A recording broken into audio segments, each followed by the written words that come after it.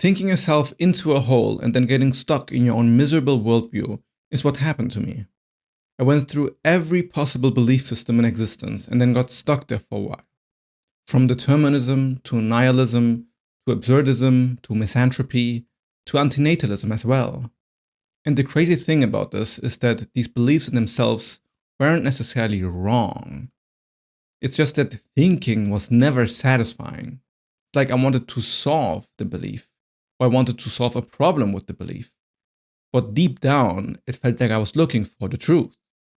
Ideas feel like they bring you closer to truth, but actually they just trap you into your own thoughts.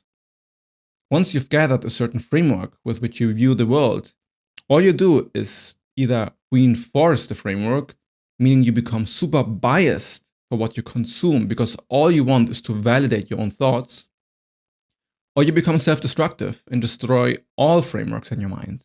And then usually you fall into a deep sense of nihilism or nothingness. The painful part about this process is that thinking yourself into a hole is something that nobody from the outside can relate to in the way you are going through it. It's something very individual.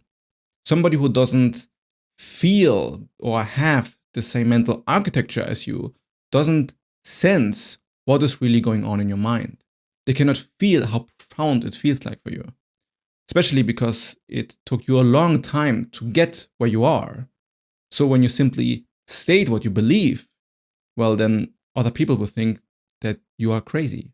You appear as crazy to them because they haven't spent 300 hours, 1,000 hours to think themselves into your position. Through my work, I've talked with a lot of people that society would consider crazy. But the word crazy is really just there to dismiss another's thought process, because people can't be bothered to really understand them.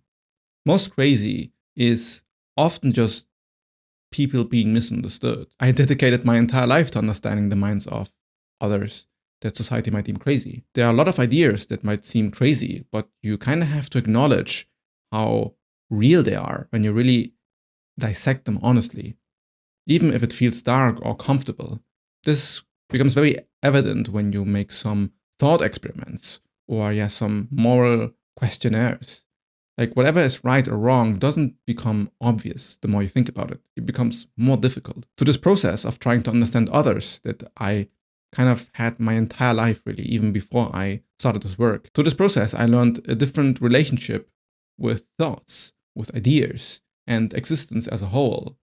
Because the issue is that we think that a belief must be either completely wrong or right, and that truth couldn't possibly be on a spectrum, especially when it's about philosophical or interpersonal matters. It makes much more sense to see truth as a spectrum that you kind of fit in somewhere.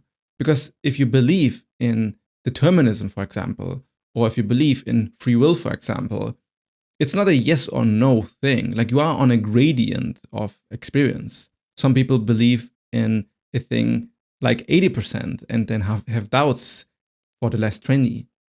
Because at the end, all we have are different perspectives. Different people think different things for different reasons, and the mind adapts itself towards what's most convenient for it. The problem is that our minds tend to get maladaptive. It served me, for example, to believe in determinism for a while, because it's a way I could process my own guilt and society's level of evil. So determinism, which is the belief that reality operates on cause and effect, and basically on fate or destiny, meaning that everything is basically set in stone and there's no real free choice, meaning that whatever happens is already being picked just by reality being this way. The idea that reality works in this predetermined way made me look at my past actions, and it made me able to forgive myself for things that I had done. It also made me approach other people with more acceptance, because then the idea of revenge didn't really make sense, because I saw everybody as a product of their own circumstance. To understand that I could have done nothing differently, as well as all my past being kind of like just who I am, also made it so that it was easier for me to be present and to not overthink myself so much when, I'm with people. But then this same belief of determinism slowly became a way to make myself feel powerless.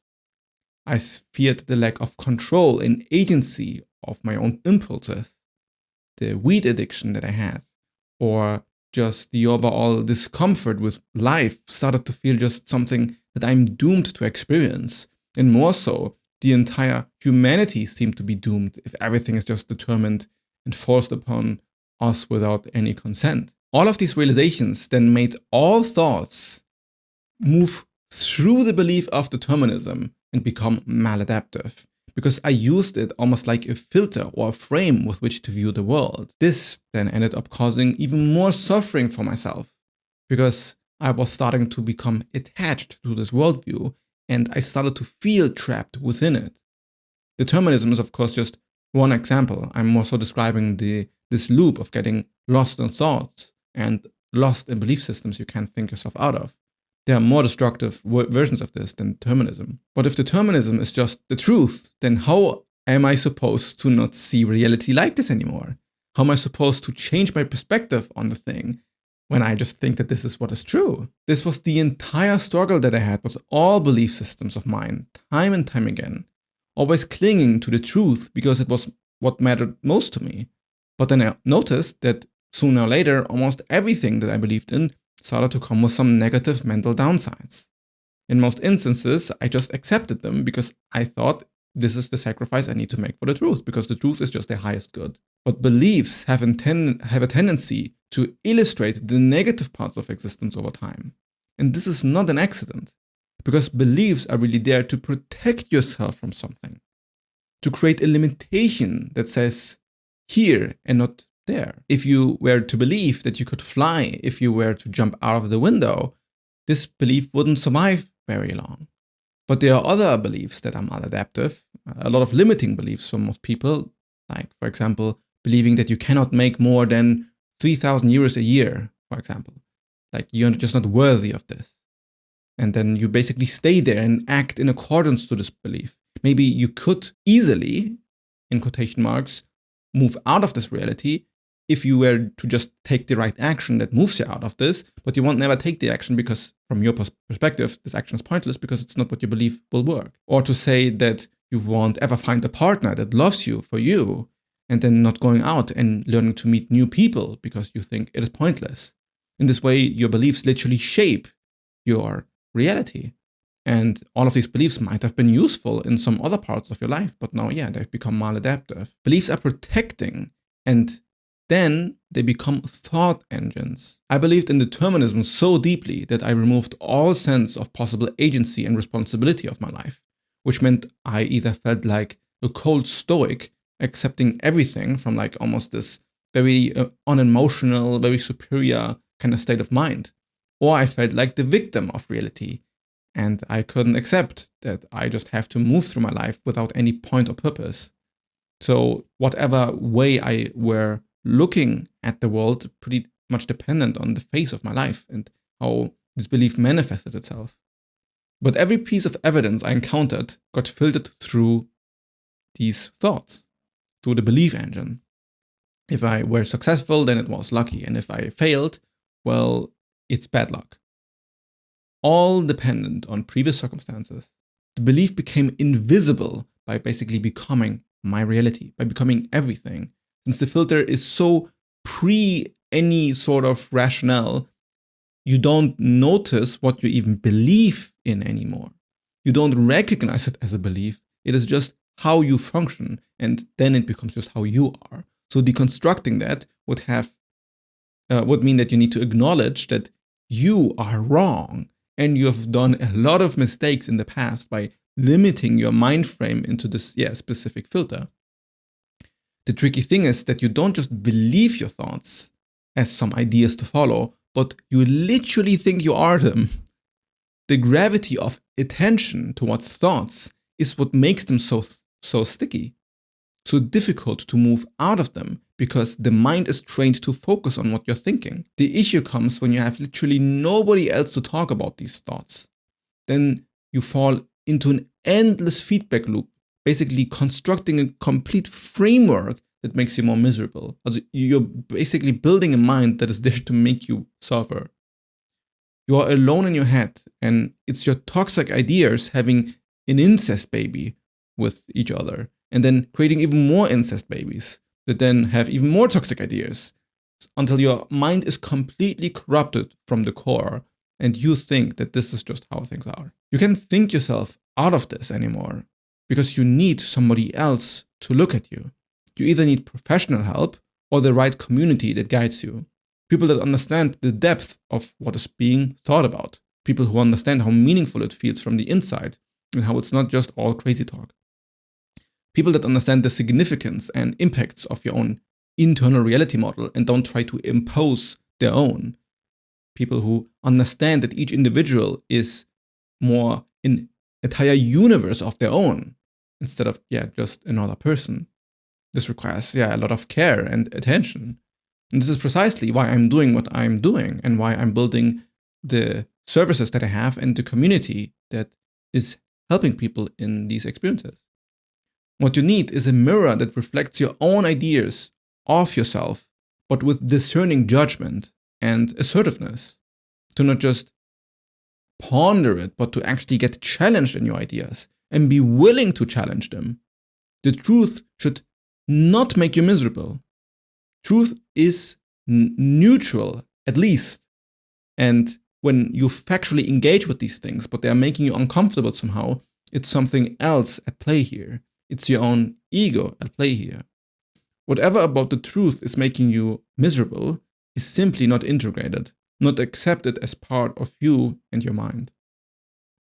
The process of a psychosis is the process of falling into a deeper and deeper hole of your own reality, but in a way that isn't just neutral, but suffering coded.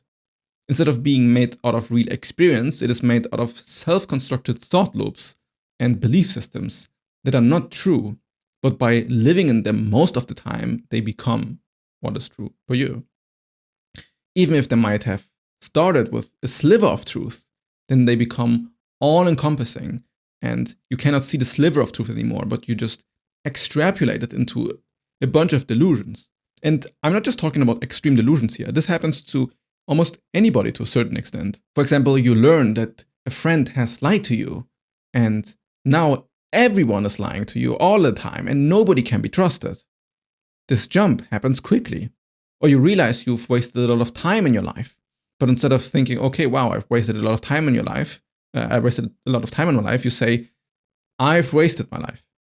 There's nothing to be do about it, right? I just wasted my life. And you're likely not even in your 60s yet. Or a very popular one is seeing that people act selfishly. And then this becomes, everyone is acting selfishly all the time. And you become also more selfish in the process and then basically project your own selfishness onto others, and it just, feeds this way. Or you see somebody being extremely generous and, just kind to people, or just, extremely generous, and then suddenly other people start to fear they might be the Antichrist. Tell me in the comments if you know what I'm referencing here. But it's like we project our own suppression onto others, and then they become our worst fears. Like we might suppress our own goodness or our own tendency to help. And then all we scan in reality is just people wanting to harm us. And then people who generally don't want any harm are getting interpreted in this lens. At the deepest depth of my own mental anguish, I couldn't tell my body apart from other people. I wasn't sure if all of reality was a simulation that I'm trapped inside of, and if other people are even real. If reality was even real. It took some time to ground myself into my body and my experience again, to see that, no, I am not the only consciousness in existence, in the sense that other humans have experiences and they do matter. And just because reality is determined, it doesn't mean that my own experience is like the only one that counts. And it doesn't mean that I don't have real responsibilities to attend to. The difficulty in recovering your mind from such a deep place is that you want to acknowledge the truth of what you've uncovered. You don't want to just deny it or suppress it or act as if you haven't seen this. This is also what causes even more discomfort and delusion, because you're basically suppressing yourself. Like determinism being true in some sense, but then also investigating where in your mind are you attaching yourself to a concept. A technique to figure this out is to always present the opposite of an idea and see if you can make it true as well, or if you can see what is true about it as well. For example, the opposite of determinism would be free will. And if you notice that your mind instinctively rejects the idea of free will as just obviously wrong, then I can assure you that it has nothing to do with it being wrong, but just how you've built up your mind in association to this idea. You think it's not useful. You think it is just something you've thought about already. And then you dismiss it. But it might actually just not be not useful, but actively threatening to your own mental system. What this means that you're missing something. You are rejecting something. A mind which believes in determinism is simply focused on fate and destiny, while it wants to use this way of thinking to be in line with truth. It also wants to use this type of thinking to be less responsible and to put some moral load off from society. While the mind that believes in free will focuses on agency, it focuses on self-control and the ability to take responsibility. But then it also has the tendency to be way more judgmental and moralizing. And if they were to lose this belief in free will and be more deterministic, well, then all of their judgment would be wrong and all of their moralization would be wrong. So there's always a drawback from each limited framework. And in a way, what you have to do is you need to accept all drawbacks and see the truth in all of them. But the reality is that you can't actually tell the difference between determinism and free will. It is all a made-up human concept. All you see in actuality, in actual lived experience, in actual reality, is movement. The idea of labeling movement as determined or free is already an illusion of the mind. Other living beings, like animals, don't concern themselves with questions of free will or determinism, because it's just not real to them. They just are themselves and behave accordingly. They are appearing in the world of words for us humans, and then we get lost in these ideas. That's why when I work with people in my ego architecture audit, in phase 4, I actively stress test people with whatever is opposite to their belief system. When working with somebody who believes in determinism, I like to push them towards free will.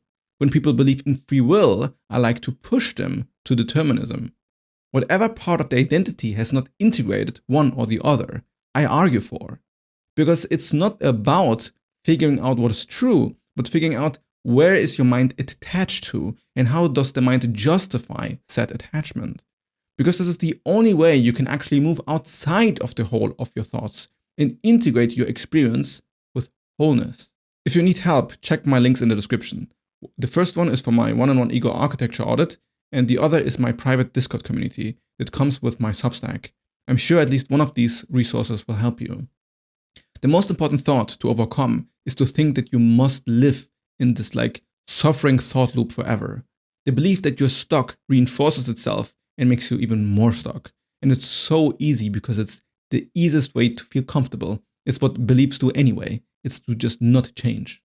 Beliefs genuinely shape our reality, and the greater you are at being aware of how your mind is shaped with your beliefs, the more free you become of them.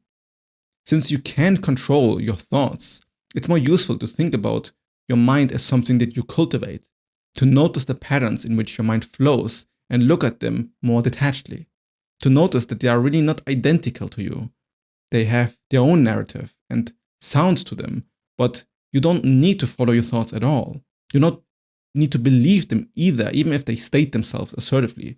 The best way to cultivate new thoughts is to prove your old ones wrong by simply not engaging with them or following them. I, for example, sometimes have the thought, I don't want to go to bed right now. I want to keep playing chess and play more video games. And then, without fighting this train of thought, I notice that the reason this thought is coming up in the first place is because I'm very tired and I would like to go to bed. The thought resists the sensation, but through awareness, you can notice the sensation and follow through with it. Connecting with this part and replacing the thought with immediate action retrains the mind. It tells the mind that you don't have to follow whatever you think. You can act completely independently from your thoughts.